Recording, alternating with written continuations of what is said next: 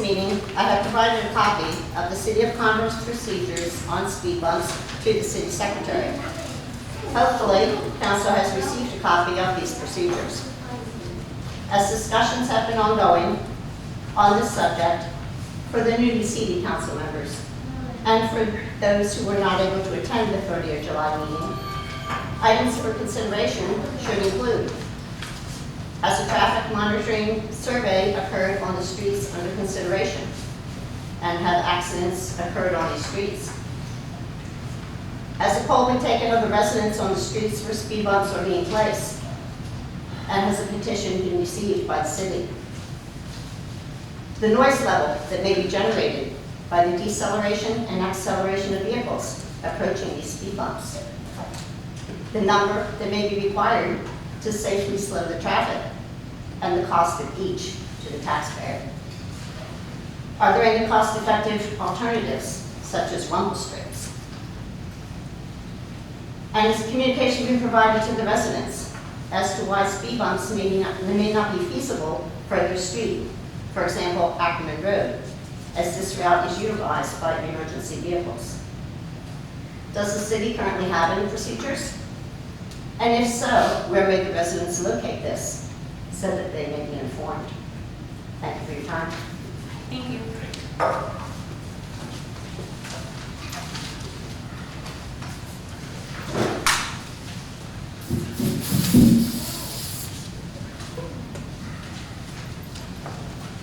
All right, the next individual signed up to speak is Susan Street on 10J, K, and L. I'd like to speak about the speed bumps during the speed bump discussion and the volleyball court during the volleyball discussion, but I will speak on the CD. Good evening. I'd like to know why the city is considering cashing a CD to cover a deficit in the budget. Why was the budget passed with a deficit in the first place? I think there should be some reassessing of priorities among city departments in order to cut enough spending so that the city can cover its obligations. Those of us in the real world can't survive by taking money out of savings for everyday expenses. That money is for emergencies only. Otherwise, there won't be anything in savings when we really need it. I consider this fiscally irresponsible to spend the money the city doesn't have and then take it out of reserves. If you need to revise the budget, revise the budget. But don't put our future in jeopardy by using the reserves for things the city can live without. Thank you. Thank you.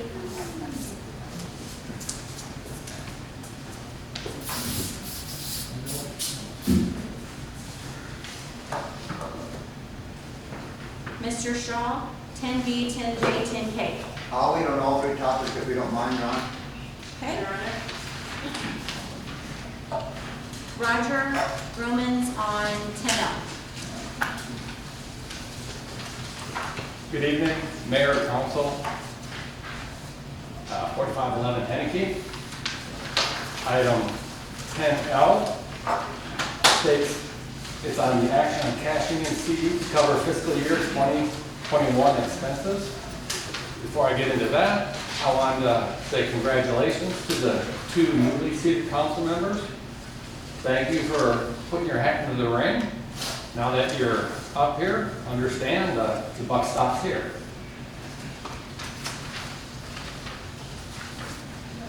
Okay. I understand the two of you that are newly seated did not participate in the budgetary process. I know you didn't sit in on nor vote on the current approved budget. For that, you can go through the arduous process, your esteemed peers. They approved a general budget and a water budget with a total combined deficit of $561,993. Funding that comes out of the operational reserves. I'll refer to that as the piggy bank in the future because that's kind of what it is. Some questions you might want to answer before you go into discussion and consideration is how many months of operational reserve will remain after such a CD is cashed out? when was the last time operational reserves was at the level it will be when they cash it out? In the last 10 years, how many times was the piggy bank dipped into? What is the plan to replenish the piggy bank? One of the more important things is what emergency constituted the need for this drastic measure. Taking over $500,000 out of a piggy bank is quite a drastic measure. Thank you for your time. Thank you.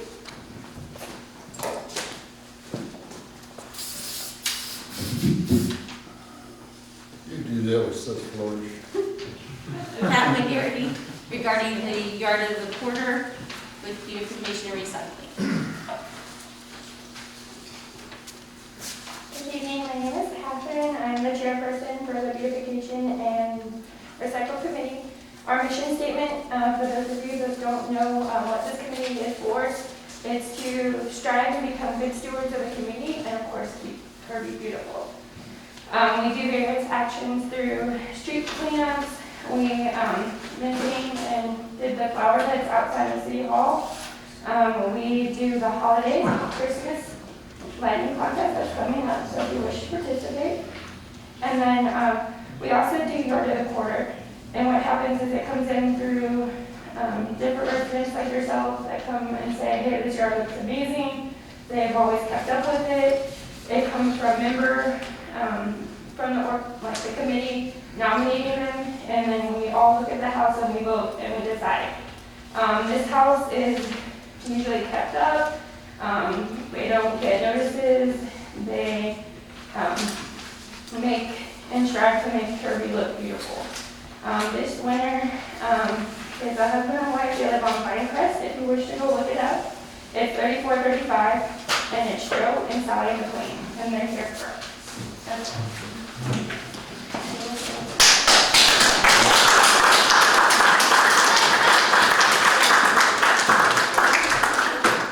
Do you want to take a picture? If you all will just stand right here in front of the gate, and our chief is going to take your photo. I don't know if your committee members, do y'all want to get in there with them, or how you want to do it? All right. Oh, and Alice is here too, sorry. Yeah, and Alice.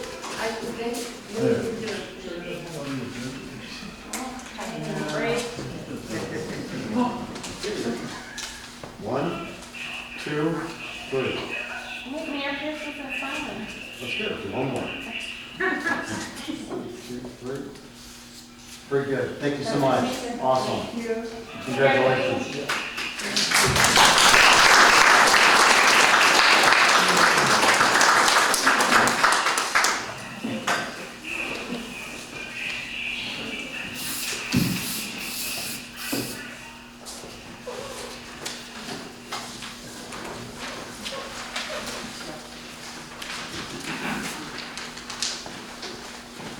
All right, the last individual signed up this evening is BJ Voigt, 10J, 10K, 10L. And those three I would like to speak when they come up on the agenda. But what I do want to say, my name is BJ Voigt.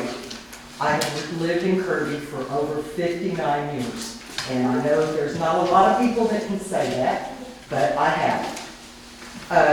A couple of things that I've seen posted is a lot of people may not realize that we have that solicitors are to obtain a license through the city of Kirby.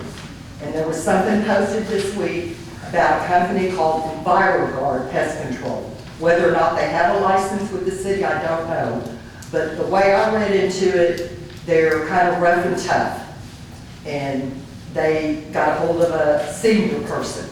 So I don't know if we should let the citizens know as a public service announcement on the City of Kirby website to inform them if they do get approached by a solicitor to call city and report it if they do not have the thing. And I also understand if you do not want them coming to your house, they do have a list and I could be wrong, don't mark my words, I don't know, that they'll put your name and address, and those solicitors are not to go to your house.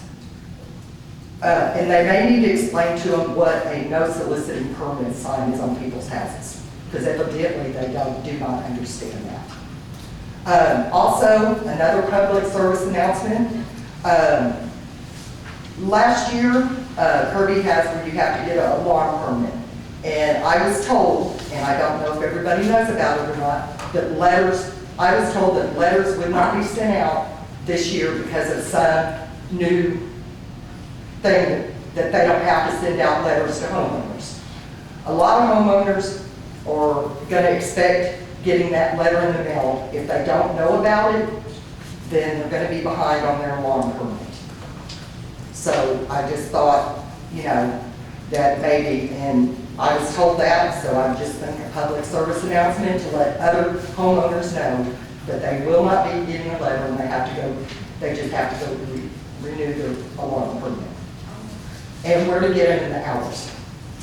Let's see, one more. The other one is, I've seen a lot of lost animals posted, and this would be another public service announcement.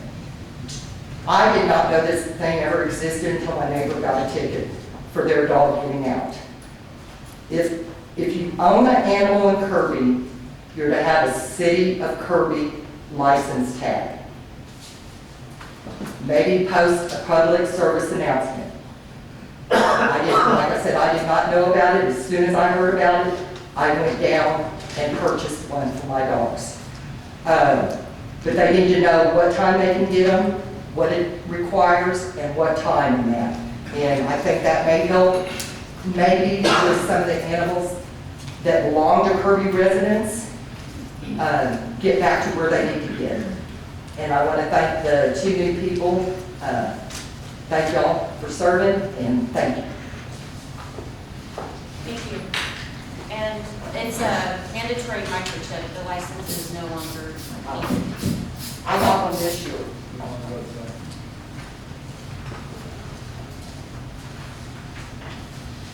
All right. That concludes the individuals signed up to speak until those specific agenda items.